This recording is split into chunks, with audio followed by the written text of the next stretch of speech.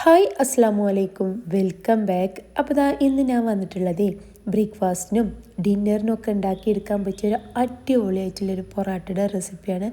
അതും ചോറ് വെച്ചിട്ട് കേട്ടോ, പെട്ടെന്ന് തന്നെ ഉണ്ടാക്കിയെടുക്കാം. അപ്പോൾ വീഡിയോ എല്ലാവരും മുഴുവനായിട്ട് തന്നെ കണ്ടോക്കുക. വീഡിയോ നിങ്ങൾക്ക് ഇഷ്ടമാവുകയാണെങ്കിൽ സബ്സ്ക്രൈബും ചെയ്യുക, കൂടെയുള്ള ബെല്ലൈക്കണും പ്രസ്സാക്കുക.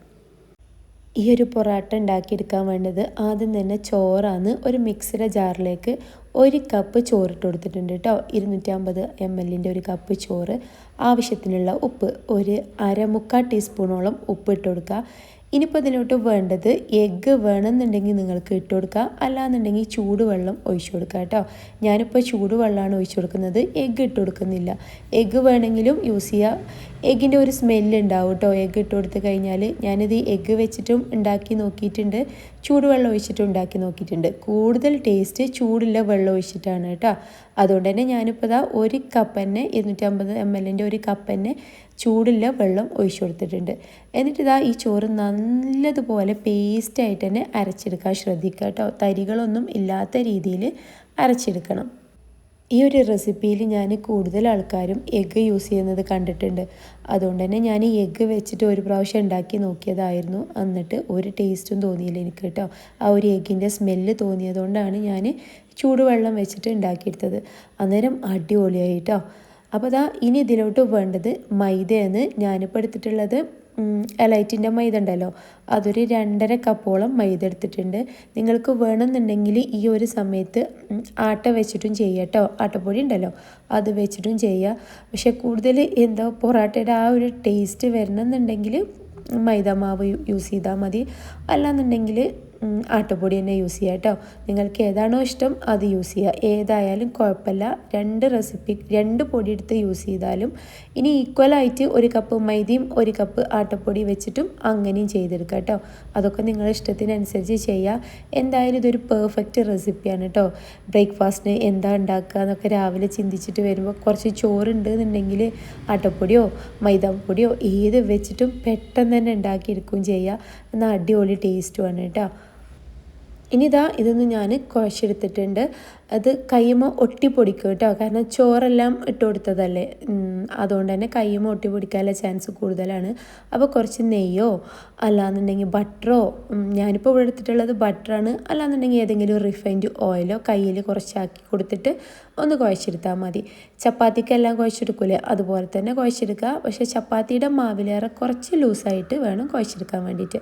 എന്നാൽ പൊറാട്ടയ്ക്ക് ഉണ്ടാക്കി എടുക്കൂലേ അത്രയും ലൂസ് വേണ്ടേനു കേട്ടോ. ഈ ഒരു ഇതുപോലെ തന്നെ ചെയ്തെടുത്താൽ മതി. എന്നിട്ട് റെസ്റ്റ് ചെയ്യാൻ വെക്കേണ്ട ആവശ്യമൊന്നുമില്ല, അന്നേരം തന്നെ റെഡിയാക്കിയെടുക്കുക. ഇനി റെസ്റ്റ് ചെയ്യാൻ വെക്കണം എന്നുണ്ടെങ്കിലും കുഴപ്പമൊന്നുമില്ല, ടൈം ഉണ്ടെന്നുണ്ടെങ്കിൽ വെച്ച് കൊടുത്തോ. ഞാനിപ്പോൾ റെസ്റ്റ് ചെയ്യാനൊന്നും വെക്കുന്നില്ല, എന്നാലും നല്ല പെർഫെക്റ്റ് ആയിട്ട് കിട്ടിയിട്ടുണ്ടായിരുന്നു.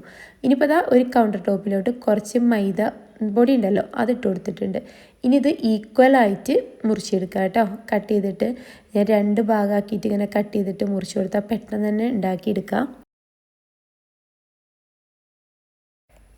അത് ഇതുപോലെ ഒരു ബോൾസാക്കി എടുക്കുക കേട്ടോ. എന്നിട്ട് പരത്തിയെടുത്താൽ മതി. ബ്രേക്ക്ഫാസ്റ്റിന് ഞാനിപ്പോൾ ഉണ്ടാക്കിയെടുക്കുന്നത് ബ്രേക്ക്ഫാസ്റ്റാണ്. അത് മോനിക്ക് സ്കൂൾക്ക് ഉച്ചയ്ക്ക് കൊടുത്തു വിടാനും കൂടെ ഉണ്ടാക്കിയെടുക്കുന്നുണ്ട്. അതുകൊണ്ട് കുറച്ച് ചെറുതാക്കിയിട്ടും കുറച്ച് വലിയ പൊറാട്ട ആക്കിയിട്ടുമാണ് ഉണ്ടാക്കിയെടുക്കുന്നത്.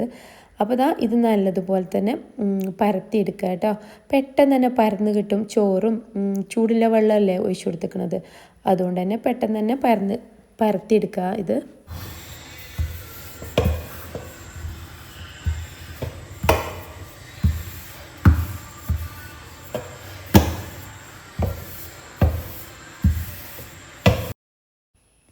ഇനിയിപ്പോൾ ഇത് പരത്തിയതിന് ശേഷം ഇതിൻ്റെ മുകളിൽ കുറച്ച് ബട്ടറോ അല്ലാന്നുണ്ടെങ്കിൽ ഏതെങ്കിലും റിഫൈൻഡ് ഓയിലോ ഒന്ന് സ്പ്രെഡാക്കി കൊടുക്കുക കേട്ടോ.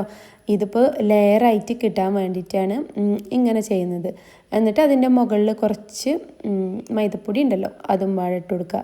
എന്നിട്ട് ഈ വീഡിയോയിൽ കാണുന്നത് പോലെ ഇങ്ങനെ ചുരുട്ടിയെടുക്കുക കേട്ടോ. ചെറിയ റോളാക്കിയിട്ട് അങ്ങനെ ചുരുട്ടിയെടുത്താൽ മതി.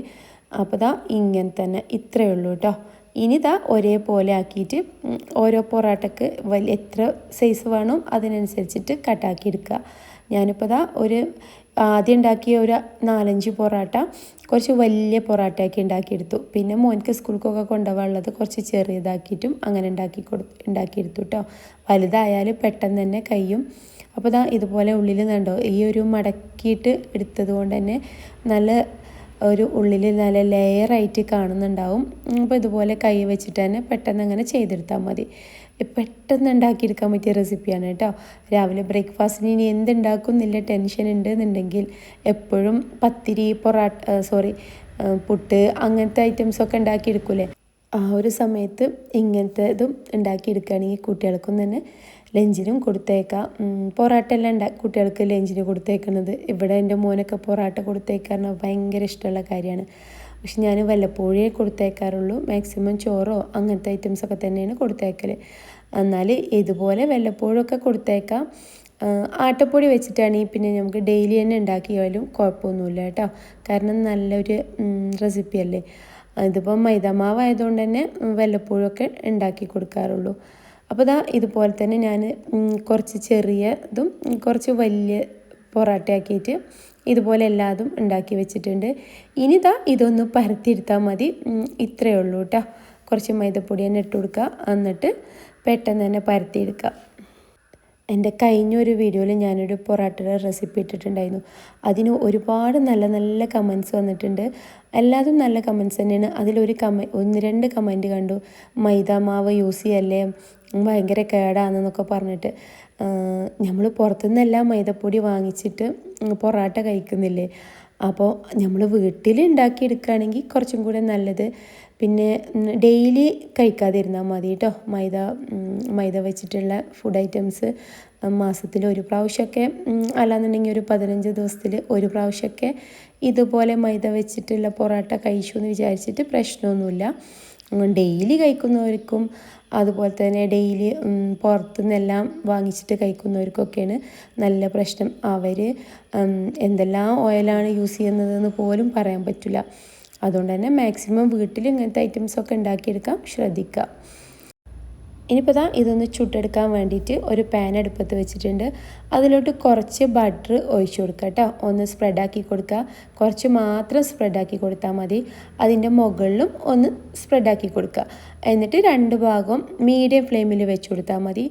എന്നിട്ട് 2 ഭാഗം കുക്കാക്കി എടുക്കുക കേട്ടോ. പെട്ടെന്ന് തന്നെ ഉണ്ടാക്കിയെടുത്തില്ലേ.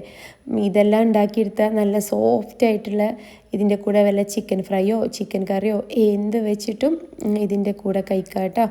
അപ്പോൾ ഇതുപോലെ തന്നെ 2 ഭാഗം കുക്കായി ഒന്നിങ്ങനെ എന്താ പറയുക പൊള്ളി വരൂലേ, പൊങ്ങി വരൂലേ, അങ്ങനെ ആകുമ്പോൾ കുക്കായി എന്ന് ഉറപ്പിക്കുക. എന്നിട്ട് എടുത്തേക്കുക. ഇനി നിങ്ങൾക്ക് ഇത് ഞാനിപ്പോൾ നെയ്സായിട്ടാണ് പരത്തിയെടുത്തിട്ടുള്ളത്. കുറച്ച് കട്ടിയിൽ പരത്തിയെടുക്കുകയാണെങ്കിൽ ഇതിലേറെ പൊങ്ങി വരും കേട്ടോ. ഞാനിപ്പോൾ കുട്ടികൾക്ക് ഇങ്ങനെ മതി എന്ന് പറഞ്ഞതുകൊണ്ട് തന്നെ ഇങ്ങനെ നൈസായിട്ടാണ് പരത്തിയെടുത്തിട്ടുള്ളത്.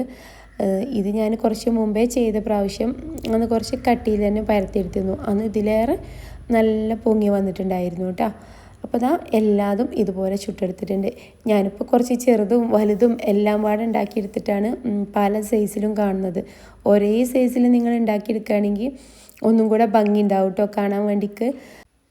അപ്പോൾ പെട്ടെന്ന് തന്നെ ഉണ്ടാക്കിയെടുത്ത സോഫ്റ്റ് പൊറാട്ട റെഡി ആയിട്ടുണ്ട്. വീഡിയോ നിങ്ങൾക്ക് ഇഷ്ടമായിട്ടുണ്ടെങ്കിൽ ഒന്ന് സബ്സ്ക്രൈബ് ചെയ്യുക, ലൈക്ക് ചെയ്യുക, ഷെയർ ചെയ്യുക കേട്ടോ. എന്തായാലും അടുത്തൊരു വീഡിയോ ആയിട്ട് ഞാൻ വീണ്ടും വരാം. നിങ്ങൾ എന്തായാലും ഈ ഒരു റെസിപ്പി ഉണ്ടാക്കി നോക്കിയിട്ട് കമൻറ്റ് ചെയ്യണം. ഇന്നത്തെ വീഡിയോ ഇത്രയേ ഉള്ളൂ. അടുത്തൊരു വീഡിയോ ആയിട്ട് വീണ്ടും കാണുന്നത് വരേക്കും ഇൻഷാ അല്ലാഹ്. അസ്സലാമു അലൈക്കും.